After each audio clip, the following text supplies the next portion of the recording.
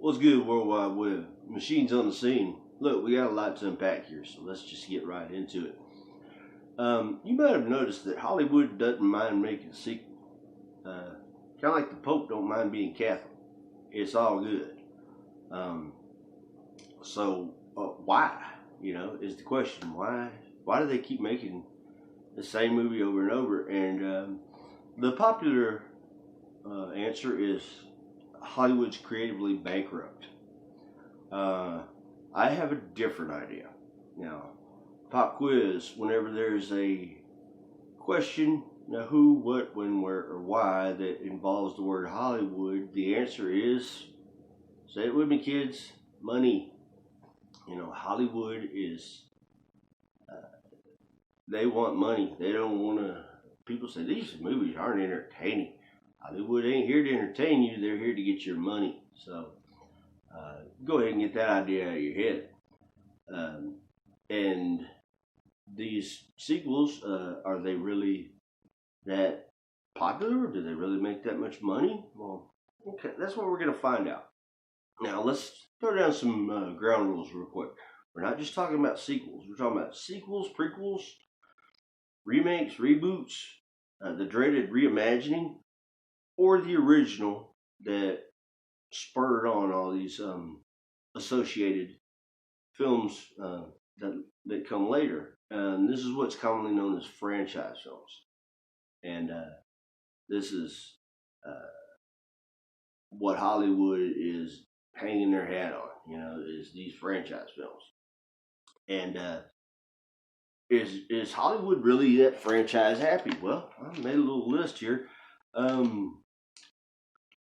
Due to the worldwide health crisis, cameras stopped rolling about 6 months ago. But in the 12 months before that, they've made a few sequels. And this isn't all of them, but this is a few of the more high profile ones. There was Rambo 5, Terminator 6, a sixth Predator movie, a 10th X-Men movie, not counting the two Deadpool movies, which are part of that universe. And since then, since everything shut down, they had another X-Men movie that Disney got when they bought Fox, and they released it. And so you might say 11 X-Men movies, quite a few of them.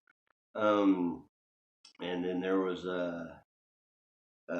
Star Wars, 9 of those. The next episode of Star Wars was released, not counting the 2 spinoffs, not counting everything going on over at Disney. And then there was whatever the hell Spider-Man Far From Home was, which is the MCU, the Marvel Cinematic Universe's second Spider-Man movie. But it was the 5th MCU movie that interpretation of Spider-Man appeared in. So I want to call it Spider-Man 5. Then there were also Spider-Man movies, big screen, theatrical release movies made by other studios. And there were 5 of those, not counting the spinoffs, which is Into the Spider-Verse and Venom, and they're about to do another one, Morbius.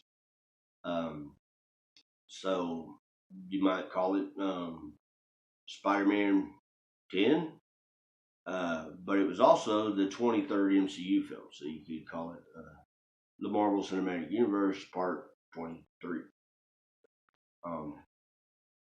That movie has a lot of emotional value for me. It's the last new movie I saw in movie theaters, and I saw it with 2 very special people I haven't known all that long, but I feel like I've known them all their lives. And one of them had never seen an MCU movie, and the other one, I'm pretty sure, had never seen a Spider-Man movie.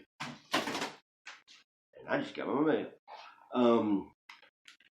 So these people saw this movie with me, and I'm pretty sure they had no idea that they were watching the 22nd part of Iron Man.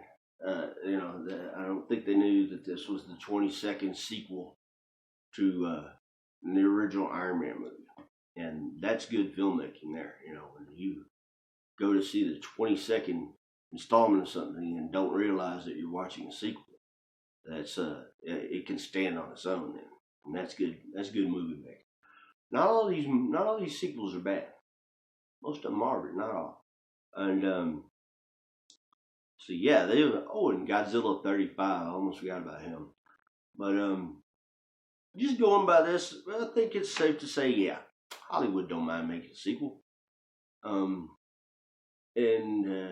the reason why is because they like money. And how profitable are these movies? I mean, are they really is there really that much money in it? Well, let's look at the top 10 biggest money earners of all time, worldwide, not adjusted for inflation. Number one is Endgame. That's the 21st MCU movie. Definitely part of a franchise. Now, we need a little context for these other two. Avatar is a standalone movie, but as we speak, when Disney bought Fox, they got the rights to Avatar, and they sent James Cameron and a blank check over to New Zealand, and he started making 4 new Avatar movies at the same time. These movies are being filmed back to back.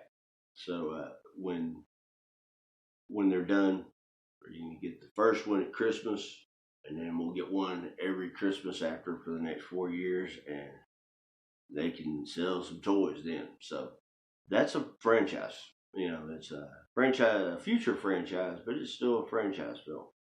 And Titanic is at number 3. The 97 Titanic was, I believe, the 5th English remake of the Titanic. There's also a Titanic Part 2, which is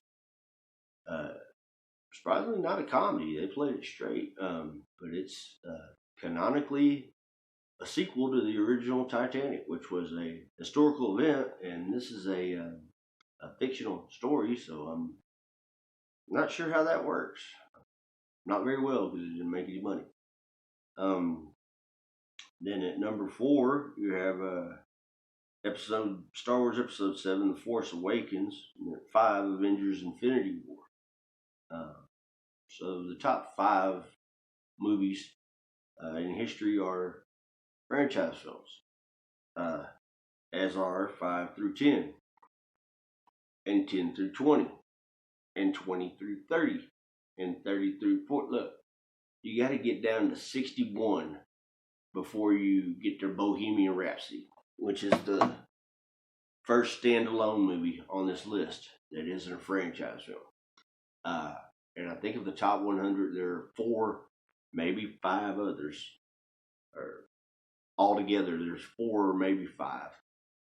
Maybe because Joker's in there, and yeah, that's a DC movie, but it's not really a sequel or a prequel to any of the other Batman movies, and it's not really a remake, and it's kind of its own thing, but it's kind of part of the DC universe. I don't know, whatever. Point is, vast majority of these movies are franchise films, and the reason why is us. We're the ones that go to see these movies, and honestly, I think Hollywood could be forgiven for thinking this is what they want. This is what they keep giving us money for. But that's disingenuous, because if you walk into a movie theater and there are 2 auditoriums, and over here is Star Wars, with Carrie Fisher, Mark Hamill, Harrison Ford, and over here is War of the Stars with a bunch of people you never heard of, our addictive nature, our need to seek out comfortable situations is going to lead us to what we know. So of course we're going to go see this episode of Star Wars. I didn't really like the new Star Wars movies, and Episode 7, my money's in there, counting amongst those, and I didn't like it very much, but I didn't go to see The Force Awakens. I went to see Star Wars Episode 7. So that's where things break down.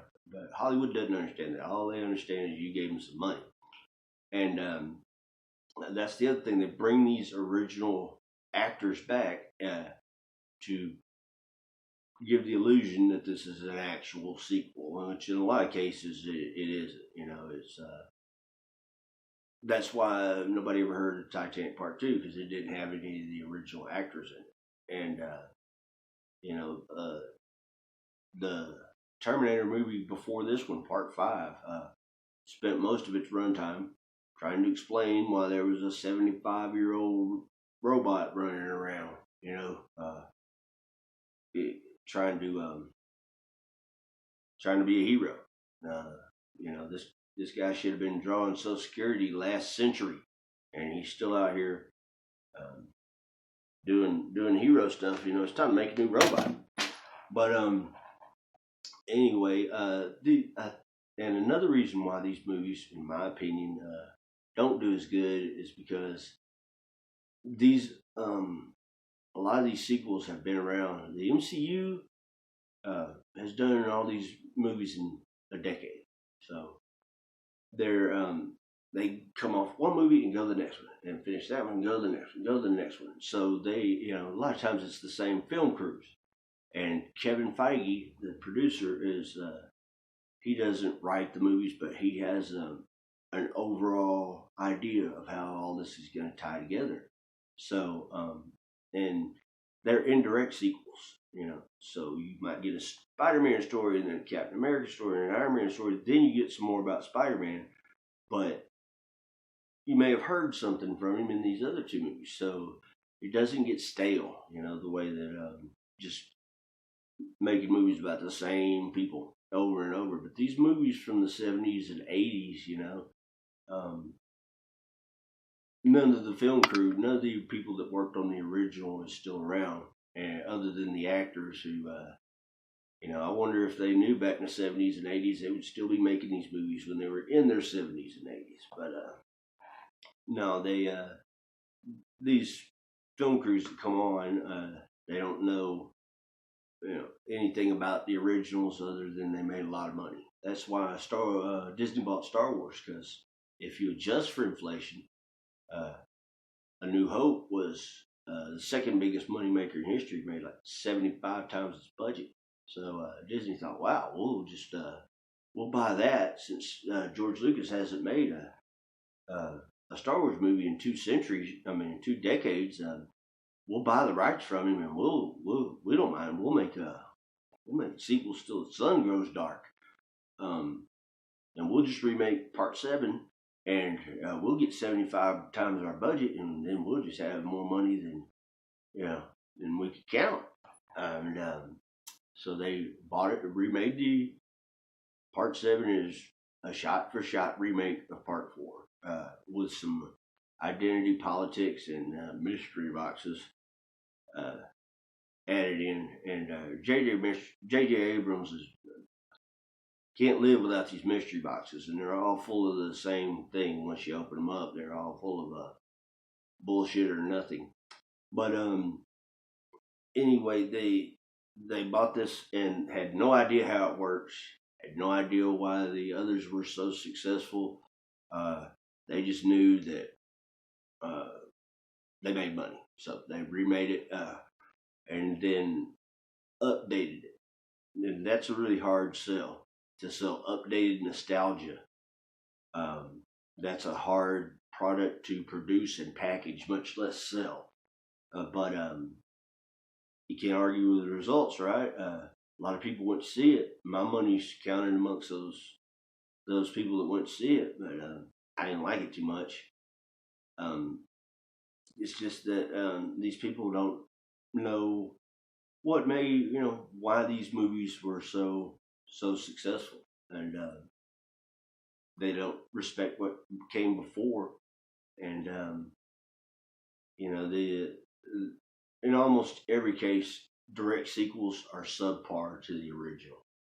Again, an indirect sequel, that can work, but just direct sequels tend to get worse as time goes on. There are exceptions, but very few. And one last thing, I'm about to land this plane here, but whenever I watch these sequels, it makes me think of Theodosius' ship, which is a thought experiment. Theodosius was a Greek philosopher who liked to go down by the water to think, and he would go to the shipyards and he would see these ships come and go.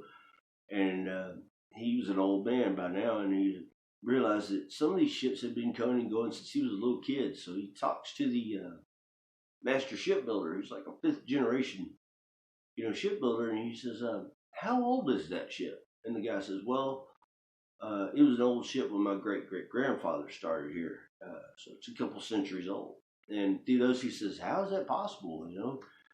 Doesn't the wood go bad and the ships, how do they last that long?" And the guy says, "Well, every once in a while we just go over them, and anything wrong, we replace it." And so it's pretty much every part on it gets replaced, every couple decades, so that to keep it seaworthy. And once every part has been replaced, once it looks like it did before, and it has the same name as it did before, but is it the same? Now that everything, fundamentally has been changed about it other than the look. Is it the same ship? And I could ask the same question about these movies. Are they the same movie? A lot of cases, no. And I could do another video just on movies that actually aren't sequels, but I mean, they made a movie, realized it was bad, nobody was going to watch it, so they just hung a part 2 on it, and it improved the financials of it. So, but again, there are a lot of good sequels out there. I look to the MCU to show as examples of how to make a good sequel. But this idea that it's financial or creative bankruptcy is, no, I disagree. Over at places like Netflix, where they're trying to sell subscriptions, not tickets, where they don't have, where they don't spend $100 million making a movie. They make standalone movies over there. Things like Marriage Story, The Irishman, Two Popes. Those were relatively, as far as Hollywood goes, cheap movies, and they're not interested in doing a franchise because they tend to be more expensive. They're trying to do these on the cheap, and there were some good movies coming out from over there. Now movies that they just stream that are made from other people are questionable, but their stuff has been on overall pretty good. So and the other Hollywood studios are doing original stuff too. Over the last year, 1917, Ford versus Ferrari, just Joker again. I don't consider that part of the Batman franchise, but they're doing original stuff. But these sequels is where they're hanging their hats on these franchise films, and I don't know how much longer it's going to last because they have just eviscerated so many of these franchises that people aren't going to go back. I'm a sci-fi fanatic. I didn't go see Star Wars Part 9. I have no interest in seeing it. I haven't seen the newest Star Trek show. I have no interest in it. I was a big Doctor Who fan as a kid. Nope. No. There's not going to be anything to make sequels of pretty soon. If they don't put a little more effort into it. But anyway, this is running long already, so I hope you're having a great day, everyone. Take care of yourself. Stay safe out there, and God bless. And I'll check y'all next time. Later.